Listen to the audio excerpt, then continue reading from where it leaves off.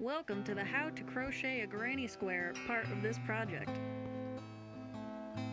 So I have about around 40 of these so far, equal parts green and tan, and I'm just using partial skeins. You don't need to use a full skein unless you want to make like a giant blanket or something. Here's my hook,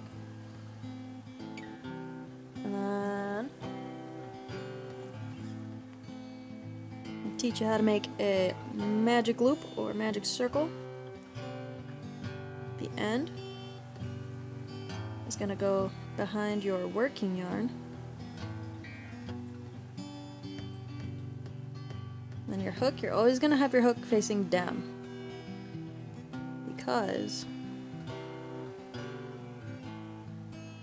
this part's a little bit awkward. You gotta pinch it and manipulate it. But the hook always faces down because the loop that you make makes a teardrop shape. So pull that tight. And then you've got a loop that you can make smaller, which is the whole point of it. And if you can't use your hook to get the loop going, you can use your fingers to do that. Just go like that. Bring the tail behind your working yarn from the top. Grab the working yarn.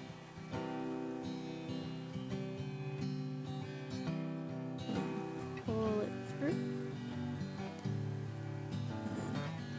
Pull your working yarn to make the loop a little bit smaller so that you can get your hook in there.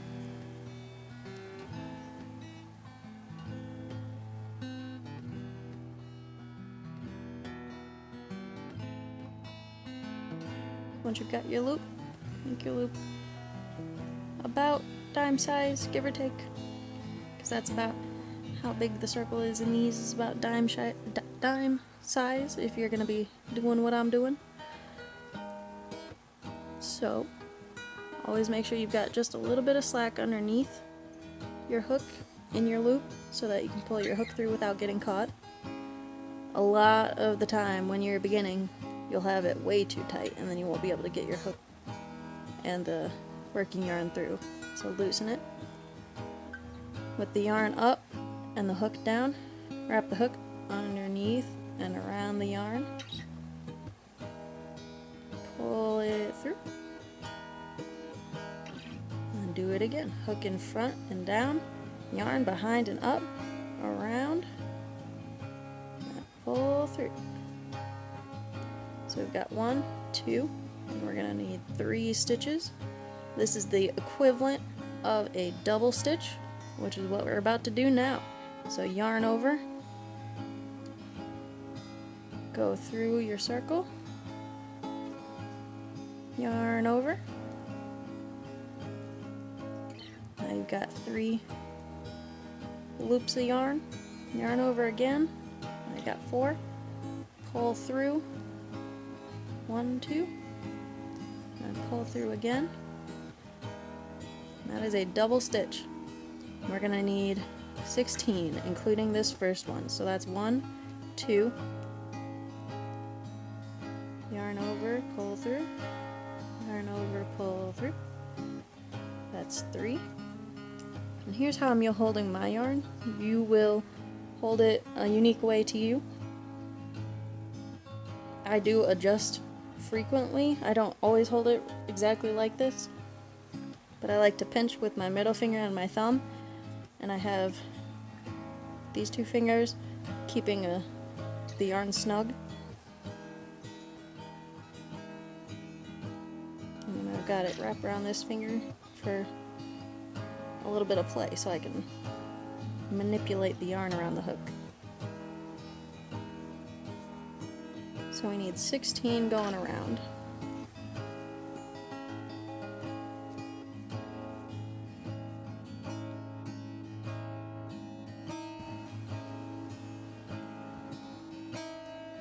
One, 2, 3, 4, 5.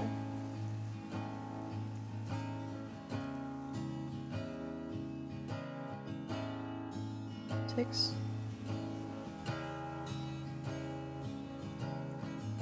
7,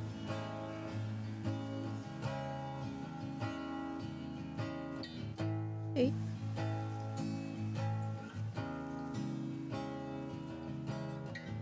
9,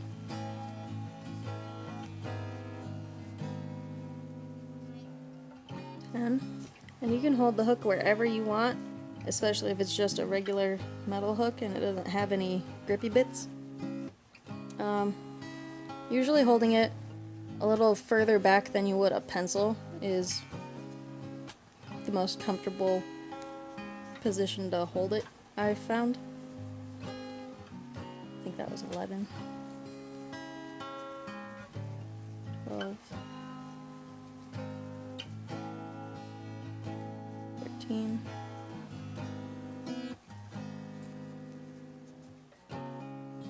14, 15, 16. Now let's double count, double check it.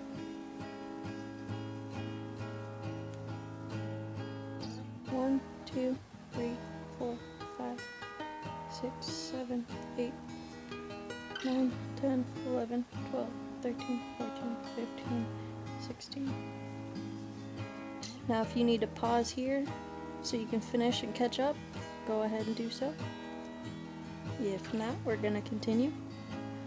Go ahead and pull this just a little bit if you need to.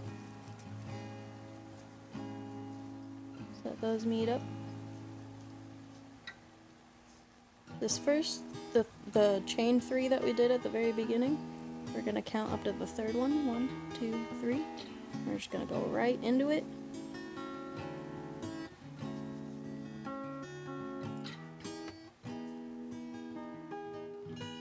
We're going to do a slip stitch, which is nothing fancy. You just wrap around and pull all the way through.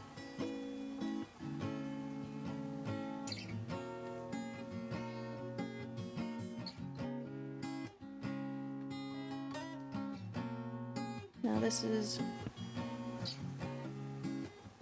where we chain another 3, like we did at the very beginning. Yarn over. And this is where we just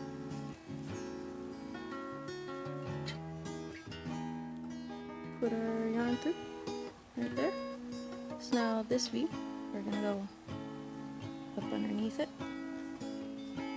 Oopsies, I forgot to yarn over. Go right up underneath it. 1, 2, another double stitch. And then we're going to chain 3 again. This is one of our corners. And we're going to go right back in to that same exact hole we just did. Yarn over, pull through, yarn over, pull through, right under the next stitch.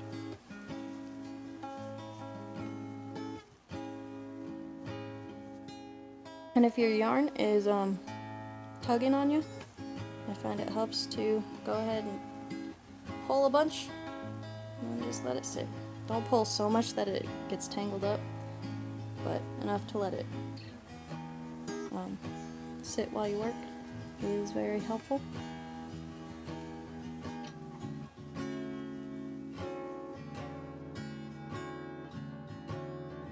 So we're going to do 5 double stitches across.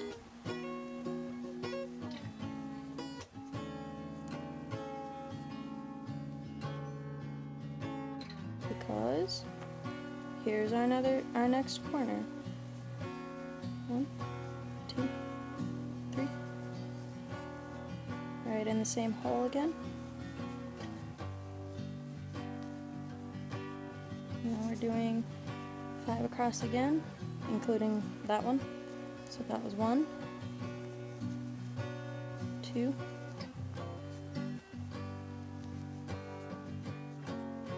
3, 4, and 5 means we're at our next corner.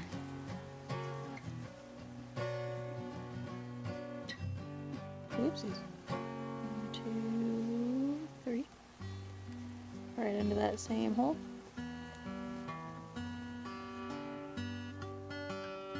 One, oopsies. Two, three, four, five. We're at our next corner. Chain 3. Same hole. Double stitch. And again, one double stitch in each of the next 2. 1, 2 on our last row, because we already started with 2 at the very beginning for this row. So how do we connect it to our first stitch, our chains? Count up 1, 2, 3, slip it right in there. Just do a slip stitch, and you've got your first square done. And now you just need to go and make a million of them.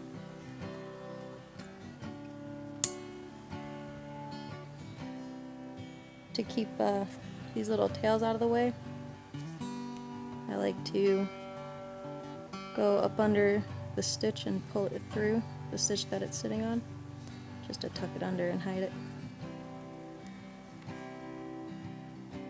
Let me know if you have any questions, and I will answer them tomorrow. Thanks for watching.